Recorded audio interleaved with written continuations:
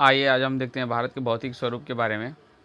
भारत के भौतिक स्वरूप के बारे में जो पूरा इंपॉर्टेंट जो मेन पॉइंट्स हैं उनके बारे में, आज मेन टॉपिक्स के बारे में आज हम पढ़ेंगे। तो देखिए कि दिया है एक सिद्धांत जो भौतिक आकृतियों के निर्माण की व्याख्या करने की कोशिश करता है। कोई एक ऐसा सिद्धांत है, कोई इंफॉर्मेशन है जो क्या करेगा, आपकी भौतिक आकृतियाँ जो हैं, जो फिजिकल स्ट्रक्चर है अर्थ के, उसके निर्माण की व्याख्या करेगा, ठीक ना। उसको बोलते हैं प्लेट विवर्तनिकी सिद्धांत।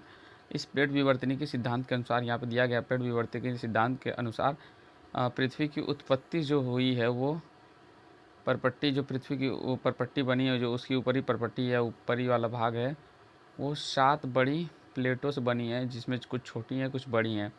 जिसमें देखिएगा नॉर्थ अमेरिका, उत्तरी अमेरिका, साउथ अमेरिका प्लेटें, अफ्रीकी प्लेटें, ऑस्ट्रेलियन प्लेटें, आर्कटिक प्लेटें, यूरेशियन प्लेटें और अफ्रीकी प्लेटें, कुछ ऐसी प्लेटें शामिल से 7 प्रकार की। जब अब अगर बात करते हैं आगे, देखिए तो प्लेटों की गति के प्रकार जो आपका बात कर लेते हैं कि अगर कुछ स्थान ऐसे होते हैं जो ऊंचे रहते हैं, कुछ ऐसे स्थान होते हैं जो जिनमें क्या दरारें पड़ जाती हैं, ठीक ना। कुछ ऐसे स्थान होते हैं जिनमें दरारें पड़ जाती हैं, और कुछ ऐसे स्थान होते हैं जो आगे पीछे हो जाते हैं, मतलब कुछ आगे और कुछ पीछे। तो उन इनकी प्लेटों की गति के कारण होती है, जिसमें पहली गति है अभिसारी, दूसरी है रूपांतर प्रति परिसीमा और तीसरी है अपसारी परिसीमा। बात करते हैं हिमालय के बारे में। तो देखिए हिमालय को नवीन वलित पर्वत कहा गया है। जो ये हिमालय हमारा जो हिमालय है, इसको नवीन वलित पर्वत मतलब नया पर्वत बोला गया है। इस हिमालय को नया पर्वत बोला गया है, नए, जो किसके कारण उत्पन्न हुआ है। वलित का मतलब है वलन के कारण उत्पन्न होने वाला पर्वत, या वलन, वलन का मतलब होता है मुड़ना, ठीक ना। अभी किसके मुड़ने से, तेठीस सागर है, तेठीस सागर की मुड़ने से या उसके वलन से इसकी उत्पत्ति हुई है। आगे बात करते हैं, हिमालय की लंबाई जो है वो 24 किलोमीटर है तथा चौड़ाई कश्मीर में 400 किलोमीटर है। जो इसकी पूरी लंबाई, यहाँ से यहाँ तक बात कर लेते हैं। यहाँ लंबाई जो इसकी है, उस लंबाई की अगर हम बात करें तो ये लंबाई है 2400 किलोमीटर। हम बोल सकते हैं यहाँ से यहाँ तक की पूरी लंबाई 2400 किलोमीटर है। अगर बात कर लेते हैं इसी के चौड़ाई के बारे में, अगर दोस्तों हम बात करते हैं इसके चौड़ाई के बारे में, तो देखिएगा चौड़ाई के बारे में बात कर लेते हैं। तो कश्मीर में जो इसकी चौड़ाई है वो 400 किलोमीटर की तक है। 400 किलोमीटर तक कश्मीर में चौड़ाई इसकी, देखिए यहाँ पे दिया है 400 किलोमीटर तक कश्मीर में चौड़ाई। और अरुणाचल प्रदेश में 150 किलोमीटर। और ये जो हमारा अरुणाचल प्रदेश है, यहाँ का क्षेत्र अरुणाचल प्रदेश में, वहाँ 150 किलोमीटर इसकी चौड़ाई है। बात करते हैं आगे, देखिएगा तो बात करते हैं देशांतरी विस्तार जो है इसका। देशांतरी विस्तार के अनुसार, जो हिमालय का देशांतरी विस्तार है, देश के अनुसार विस्तार है, जो हिमालय का देश के अनुसार विस्तार है, उसके अनुसार बात करते हैं तो पहला इसका जो बंटवारा 3 भागों में हुआ है। तो हिमाद्री, हिमाचल और शिवालिक। हिमाद्री इस ऊपरी भाग को बोला जाता है, हिमाचल हिम के अंचल वाला, और ये होता है शिवालिक श्रेणी। ये देखिएगा यहाँ से यहाँ तक आपको 3 भागों में दिखेगा। ये जो इमेज आपको शो की जा रही है यहाँ पे, वो आपको 3 भागों में दिखेगी। ये जो इमेज आपको शो की जा रही है, देखिएगा भाग 1, भाग 2 और भाग 3 में आपको ये इमेज शो की जा रही है। मैं आपको अभी दिखाने की कोशिश करता हूँ। ये आप देखिएगा, ये भाग 1 यहाँ से यहाँ तक है, ये भाग 2 है और ये भाग 3 है। तो जो भाग 1 है इसको बोलते हैं क्या, हिमाद्री। हिमाद्री, इस भाग 1 को हम बोल देंगे हिमाद्री या महान हिमालय। हम ये कह सकते हैं, ये जो भाग 1 है इसको आप हिमाद्री और या महान हिमालय कह सकते हैं। इसको महान हिमालय भी बोला जा सकता है और हिमाद्री भी बोला जा सकता है। किंतु इसके नीचे जो ये दिया है दूसरा भाग, इसको बोल देते हैं क्या, लेज़र हिमालय। लेज़र हिमालय या हिमाचल, हिम के आंचल वाला, ठीक ना, हिम के आंचल में वाला। और इसके बाद देखिएगा यहाँ पे दिया शिवालिक। शिवालिक श्रेणी सबसे निचली श्रेणी, इसी क्षेत्र को शिवालिक बोला जाता है, इस क्षेत्र को शिवालिक बोला जाता है। अब बात करते हैं आगे, थोड़ा सा देखिएगा स्वाइप करके। पूर्वांचल पटकाई नागा, मिजो तथा मणिपुर की पहाड़ियों से मिलकर बनता है। इस वाले क्षेत्र की बात किया है, देखिएगा मैं पहले से अंडरलाइन करके रख चुका हूँ। इस वाले क्षेत्रों का बात किया है, पूर्वांचल पटकाई नागा, मिजो तथा मणिपुर की पहाड़ियों से मिलकर बनता है। अगर हम बात करते हैं, देखिएगा यहाँ दिया है अनाईमुड़ी। अनाईमुड़ी श्रृंखला की अगर बात कर लीजिए, यहाँ पे आप अनाईमुड़ी श्रृंखला की अगर बात करेंगे, अनाईमुड़ी पश्चिम घाट की सबसे ऊंची शिखर है, जिसकी ऊंचाई 2695 मीटर है। 2695 मीटर, 2695, ये नहीं कि आप किलोमीटर में ले जाइए। 2695 मीटर दिया है पश्चिमी घाट और पूर्वी घाट, पश्चिमी घाट की। तो पश्चिमी घाट मतलब ये पश्चिमी घाट, यहाँ से यहाँ के क्षेत्र को, यहाँ से यहाँ तक के क्षेत्र को हम बोलते हैं पश्चिम घाट। अगर हम बात कर लें हम यहाँ से यहाँ तक के घाट को बोलते हैं क्या, पश्चिम घाट। यहाँ से यहाँ तक के क्षेत्र को पश्चिम घाट बोला जाता है। और यहाँ से यहाँ तक पूर्वी। तो हम यहाँ से आप देख लीजिए ईस्ट, आपके ईस्ट साइड से क्या बोलेंगे हम कि ईस्ट साइड से बोलेंगे, ईस्ट साइड से ईस्ट टू वेस्ट जो कहलाएगा इसको बोलेंगे पूर्वी घाट, और इसको बोलेंगे पश्चिमी घाट। तो ये बात क्या है पश्चिमी घाट में, तो पश्चिमी घाट की सबसे ऊंची शिखर का नाम है अनाईबुड़ी। क्या नाम है, अनाईबुड़ी। तो अनाईबुड़ी का देखिएगा तो 2695 मीटर है। तो कहाँ पे है अनाईबुड़ी श्रृंखला, तो पश्चिमी भारत की जब बात करेंगे तो पश्चिम के दिशा में देखेंगे तब हम लोग, तो हम भारत के मैप के पश्चिम की दिशा में देखेंगे तो देखिएगा यहाँ पे अनाईबुड़ी है। आप मैप लेके देख लीजिएगा, आपको पीडीएफ में भी प्रोवाइड किया जाएगा। यहाँ पे अनाईबुड़ी पीडीएफ डिस्क्रिप्शन में दे दिया जाएगा आपको। अनाईबुड़ी श्रृंखला सबसे ऊँची श्रृंखला है 2695। लेकिन बात करते हैं आगे, जबकि महेंद्रगिरी जो है वो पूर्व घाट की सबसे ऊँची ऊंचाई, जिसकी ऊंचाई क्या है 1501 मीटर है।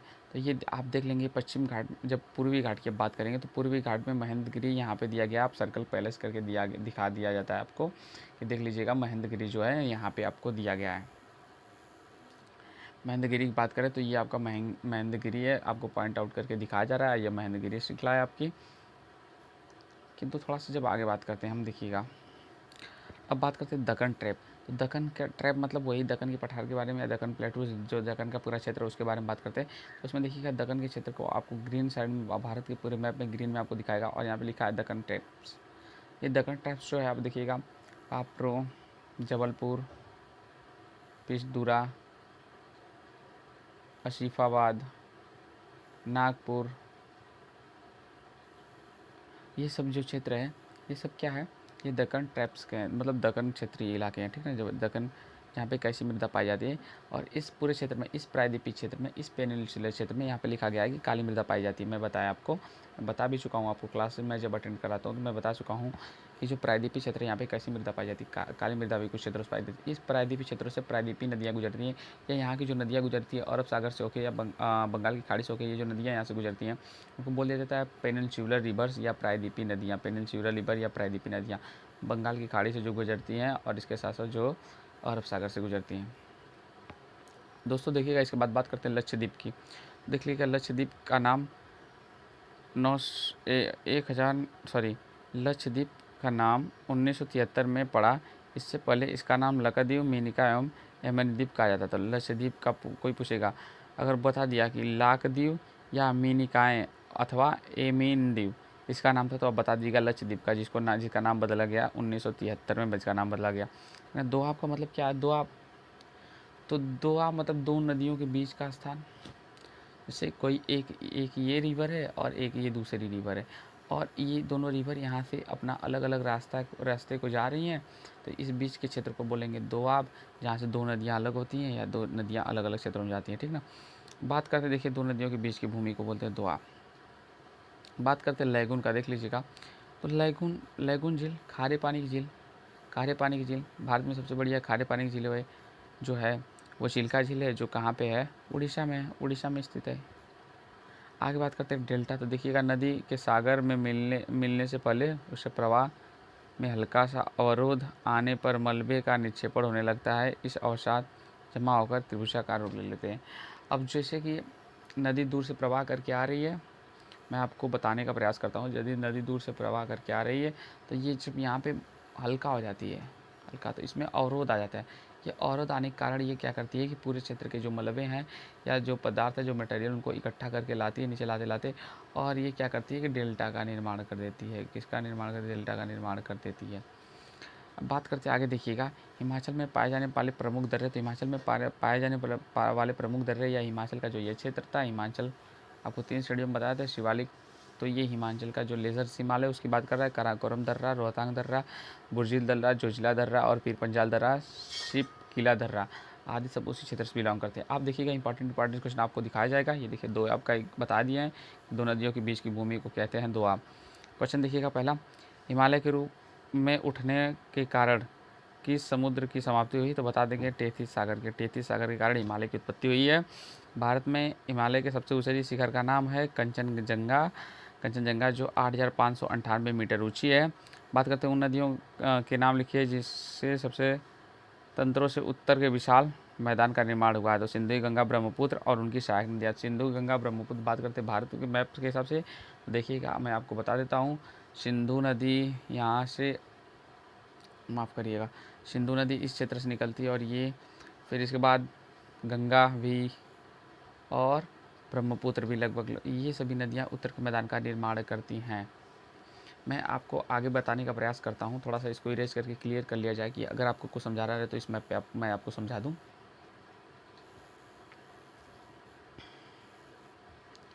आगे देखिएगा, अगला क्वेश्चन दिया है कि पुरानी तथा नई जलोढ़ मृदा को किन नामों से जाना जाता है? तो पुरानी जलोढ़ मृदा को भागर और नई जलोढ़ मृदा को खादर के नाम से जाना जाता है। ठीक ना दोस्तों, ये सब मृदा का नाम दिया। भाबर की व्याख्या कीजिए, तो आप पढ़ लीजिएगा भाबर की व्याख्या, बहुत सिंपल है, टाइम नहीं है। आगे देखिएगा तराई से क्या अभिप्राय है? तो तराई भाबर के दक्षिण में सरिताएं एवं नदियाँ पुनः निकल आती हैं। तो जो भी भाबर प्रदेश रहेंगे, मतलब जो जानते हो ना भाबर मतलब भाबर वही जो जलीय क्षेत्रों से बिलोंग करता है, जो इसकी मिट्टी नमी, जिस मिट्टी में नमी हो, ठीक ना, जिस मिट्टी में नमी हो। अब बात करते हैं देखिएगा, तो उसी क्षेत्र से बिलोंग करता है या दलदली क्षेत्र से होता है, ठीक ना। इस क्षेत्र को तराई बोलते हैं। जहाँ पे बोलते हैं, आप बोलते हैं गाँव में तराई देना है, तराई मतलब पानी ना, आप पानी दोगे तो ज़्यादा वो गीली होगा, ठीक ना, तो उसको बोलते हैं क्या, तराई। देखिए प्रायद्वीपीय पठार के मुख्यतः कितने भागों में विभाजित किया गया है? तो जो प्रायद्वीपीय पठार है, जो यहाँ का हमारा दक्कन प्लेटूज एरियाज़ है, ये दक्कन के प्लेटू का है, दक्कन के पठार के साइड का बात कर रहा है, पेनिनसुलर एरिया का बात कर रहा है। देखिएगा तो उसको दो भागों में बांटा गया है, मध्य उच्च भूमि, ये बीच का सेंट्रल हाईलैंड एंड दक्कन का पठार, और ये इस साइड का दक्कन का पठार। मैं आपको एग्जाम्पल लगा दिया हूँ, ये इसको बोलते हैं, ये सेंट्रल उच्च भूमि में चला जाएगा, या मध्य उच्च भूमि में चला जाएगा, और ये दक्कन के पठार में चला जाएगा। बात करते हैं भारत के कौन से द्वीप समूह प्रवाल से निर्मित है? प्रवाल वही मतलब समुद्री पत्थर की बात कर रहा है, तो बता देंगे लक्षद्वीप। एक स्थलीय भाग जो 3 ओरों समुद्र से घिरा उसको क्या बोलते हैं? तो प्रायद्वीप बोलते हैं। अगला क्वेश्चन देखिए, भारत के पूर्वी भाग में म्यांमार की सीमा का निर्धारण करने वाले पर्वतों का संयुक्त नाम बताइए? तो पूर्वांचल का पर्वत जो म्यांमार से हमारी सीमा का निर्धारण करता है। तो आप क्या, दो नदियों के बीच की भूमि, चिल्का कहाँ स्थित है? तो चिल्का एक खारे पानी की झील जिसको लैगून झील बोला जाता है, उड़ीसा में स्थित है। बरकान क्या है? तो मरुस्थलीय भागों में अर्धचंद्राकार बालू टीले को बरकान बोला जाता है। भारतीय मरुस्थल के क्षेत्र में की सबसे बड़ी लंबी नदी लूनी।